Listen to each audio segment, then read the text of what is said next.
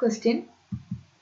The difference between squares of two consecutive integers is 408235. The sum of numbers is. The difference between squares of two consecutive integers. Consecutive integers എന്ന് പറഞ്ഞാൽ അടുത്തടുത്തുള്ള രണ്ട് integers. അതിൻ്റെ difference എന്ന് പറയുന്നത് ഇതാണെന്ന് തന്നിട്ടുണ്ട്. അതിൻ്റെ സം ആണ് കണ്ടുപിടിക്കേണ്ടത്. സ്ക്വയേഴ്സിൻ്റെ ഡിഫറൻസ് അല്ലേ? അപ്പം എക്സും വൈയും ആണ് ആ നമ്പേഴ്സ് എടുക്കുക. Let x and y be the numbers. Then x square minus y square ആണ് തന്നിരിക്കുന്നത്. Squares of two consecutive integers. X square minus y square തന്നിട്ടുണ്ട്. ഇക്വേഷൻ അറിയാലോ, a square minus b square ആണെങ്കിൽ a minus b into a plus B.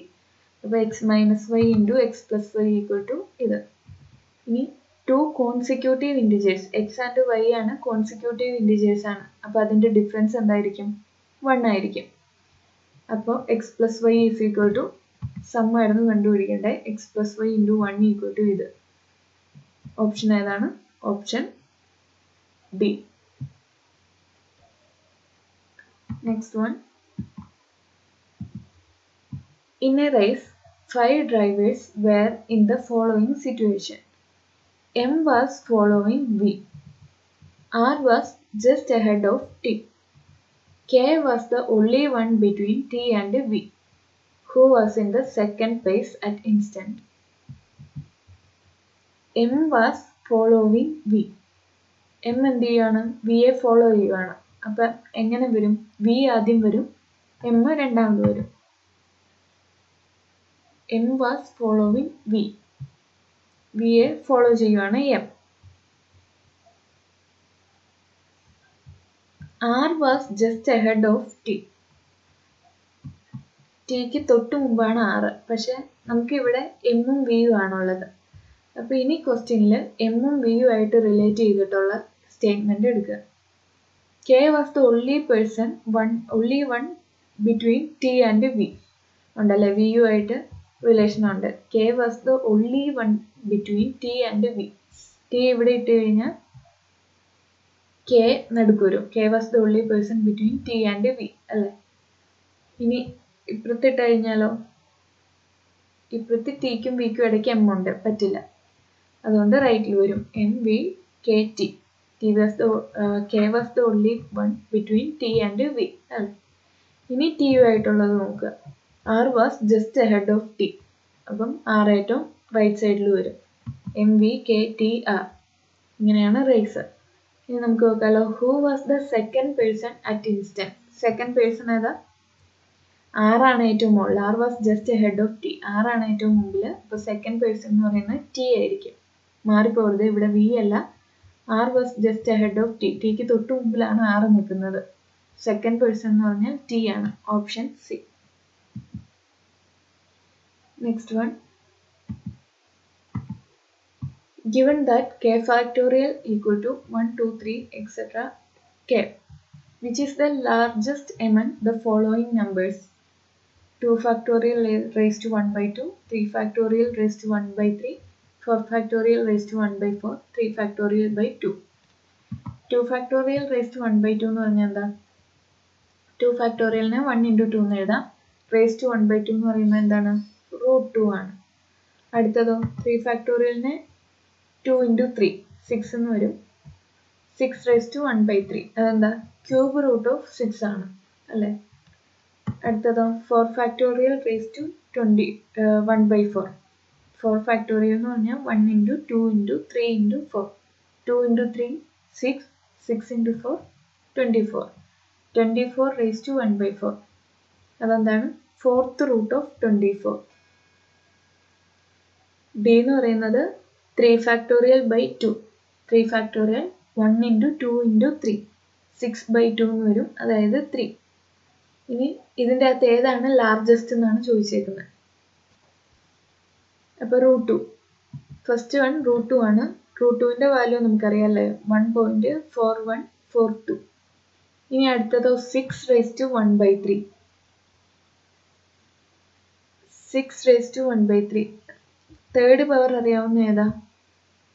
27 നമുക്കറിയില്ലേ. 27ൻ്റെ cube root എന്താണ്? 3 ആണ്. അപ്പം 6ന്റെ cube Ruto 3യേക്കാൾ ചെറുതാണ് അല്ലേ? നമുക്കിവിടെ 3 ആണ്. 3 ആണോ ഇതാണോ ചെറുതാണോ വലുതാണോ നമുക്ക് നോക്കേണ്ടത്? 3യേക്കാൾ വലുതാണോ ഇതിലേതെങ്കിലും എന്ന് നമുക്ക് ചെക്ക് ചെയ്യണം.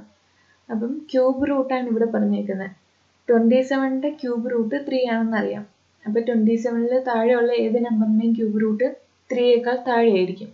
അപ്പോൾ ഇത് നമുക്ക് എലിമിനേറ്റ് ചെയ്യാം. √2 വരില്ല, 6⁻⁴ വരില്ല. ഇനിയോ 24⁻⁴ ഫോർത്ത് പവറാണ് ചോദിച്ചേക്കുന്നത്. ഫോർത്ത് പവർ അറിയാവുന്നത് ഏതായിരിക്കുമല്ലേ? 3യുടെ തന്നെ ഫോർത്ത് പവർ നമുക്ക് ചെക്ക് ചെയ്യാലോ. 27 × 3 എന്ത് വരും? 81 ആണ്. 3 × 3 × 3 27 ആണ്. 27 × 3 എന്ന് പറയുമ്പോൾ 81 വരും. 81ന്റെ ഫോർത്ത് റൂട്ട് എന്ന് പറയുന്നത് 3 ആണ്. അപ്പം 81നേക്കാൾ ചെറുതാണ് 24. 24ന്റെ 1/4 പവർ എന്ന് പറയുമ്പോൾ എന്ത് വരും? 3യേക്കാൾ ചെറുത് വരും. അതുകൊണ്ട് ഇതിൻ്റെ അകത്ത് ലാർജസ്റ്റ് നമ്പർ ഏതായിരിക്കും? 3. Option D. Next one. A 2-digit number is such that if the digit 4 is placed to its right, its value would increase by 490. Find the original number. അതും ഓപ്ഷനിൽ നമ്മൾ ഇട്ട് കൊടുത്ത് നോക്കിയാൽ മതി. അങ്ങനെ കണ്ടുപിടിക്കുകയാണ് എളുപ്പം. ഫസ്റ്റ് വൺ 48 ആണ്. If the digit 4 is placed to it right, അതായത് 48ന്റെ റൈറ്റിൽ 4 പ്ലേസ് ചെയ്തു. അങ്ങനെയാണെങ്കിൽ its value would increase by 490. Its value 48ന്റെ വാല്യൂ 490 വെച്ച് ഇൻക്രീസ് ചെയ്യുന്ന പറഞ്ഞാൽ, അതായത് 48 + 490 ആകും. അപ്പം ഇതിങ്ങനെയാണോ എന്ന് ചെക്ക് ചെയ്യുക. അല്ലല്ലോ. 484 = 48 + 490 ആണോ? അല്ല. അപ്പോൾ അതല്ല. Second one 54. ഇനി 4 ഒരു റൈറ്റ് സൈഡിൽ ഇടുക. അപ്പം 544 എന്ന് വരും. ഈക്വൽ ടു 54 + 490 ആണോ എന്ന് ചെക്ക് ചെയ്യാം. 54 + 490. 54 + 490 എന്താണ്? 544 തന്നെയാണ്. അപ്പോൾ ആൻസർ ബി. ബാക്കി ചെക്ക് ചെയ്യേണ്ട കാര്യമുണ്ടോ? ചെക്ക് ചെയ്യേണ്ട കാര്യമില്ല. ഏതെങ്കിലും ഒരെണ്ണം റൈറ്റ് ആണെങ്കിൽ മൾട്ടിപ്പിൾ ആൻസർ അല്ല, ഒറ്റ ആൻസറേ ഉള്ളൂ. അപ്പം ഏതെങ്കിലും ഓപ്ഷൻ കിട്ടിക്കഴിഞ്ഞാൽ അവിടെ നിർത്തുക. ബാക്കി ചെക്ക് ചെയ്യേണ്ട ആവശ്യമില്ല. Next one. A bag contains 8 red balls, 10 blue balls, 17 green balls. What is the minimum number of balls that needs to be taken out from the bag to ensure getting at least one ball of each color? 8 red balls ഉണ്ട്, 10 blue balls ഉണ്ട്, 17 green balls ഉണ്ട്. What is the minimum number of balls that needs to be taken out from the bag to ensure getting at least one ball of each color? 8 red ഉണ്ട്, 10 blue ഉണ്ട്, 17 green ഉണ്ട്. അപ്പം 3 കളറും നമ്മളുടെ കയ്യിൽ കിട്ടണം. അങ്ങനെ എത്ര നമ്പർ ഓഫ് ബോൾസ് എടുത്തു കഴിഞ്ഞാലാണ് നമുക്കിത് ഉറപ്പുവരുത്താവുന്നതെന്നാണ് ക്വസ്റ്റ്യൻ. ടു എൻഷുർ എന്ന് പറഞ്ഞിട്ടുണ്ട്. ഉറപ്പായിട്ടും 3 കളറ് നമുക്ക് കിട്ടണം. അപ്പം ആദ്യം 3 കളർ എടുത്തു കഴിഞ്ഞാൽ ചിലപ്പോൾ നമുക്ക് കിട്ടുമായിരിക്കും. പക്ഷെ അത് ലക്കാണ് അല്ലേ? ഉറപ്പായിട്ട് നമുക്ക് പറയാൻ പറ്റത്തില്ല. To ensure getting at least one ball of each colour. അപ്പം ഉറപ്പായിട്ടും അങ്ങനെ വരണമെങ്കിൽ എത്ര മിനിമം നമ്പർ ഓഫ് ബോൾസ് എടുക്കണം എന്നാണ് ചോദിച്ചേക്കുന്നത്. അപ്പം ഉറപ്പായിട്ടെന്ന് പറഞ്ഞാൽ 17 ഗ്രീൻ, അതായത് നമ്മൾ അൺലക്കിയസ്റ്റ് പേഴ്സൺ ആണ്. ഏറ്റവും അവസാനം നമുക്ക് കിട്ടുന്നതാണ് കണ്ടുപിടിക്കേണ്ടത്. ആദ്യം ഒരാൾ ഒരു ബോൾ എടുത്തു, അത് ഗ്രീൻ ആണെന്ന് ഓർക്കുക. രണ്ടാമതും എടുത്തു, അതും ഗ്രീൻ ആണ്. അങ്ങനെ 17 ടൈംസ് എടുത്തു, അപ്പോഴും ഗ്രീൻ ആണ് കിട്ടിയത്. അപ്പോൾ 17 അല്ല എന്തായാലും അല്ലേ? 17 ഗ്രീൻ ബോൾസ് കിട്ടി. പിന്നെ എടുക്കുന്നത് ഒരു ബ്ലൂ ബോൾ ആണെന്ന് വിചാരിക്കുക. 18th പ്രാവശ്യം എടുക്കുന്നത് ഒരു ബ്ലൂ ആണ്. പിന്നെ 19th ബ്ലൂ ആണ്. അങ്ങനെ എന്ത് വരും? ബ്ലൂ അങ്ങനെ 10 തവണ എടുത്തു. അപ്പം 17 + 10 27 ആയി.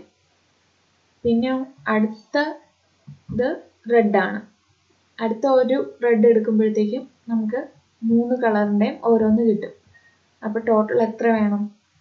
ആദ്യം എടുത്ത 17 ഗ്രീൻ ആയിരുന്നു, പിന്നെ എടുത്ത 10 ബ്ലൂ ആയിരുന്നു, പിന്നെ ഒരെണ്ണം കൂടെ എടുത്താലേ നമുക്ക് 3 കളറും കൂടെ കിട്ടത്തുള്ളൂ. 17 + 10 + 1 എന്ത് വരും? 28. Option C.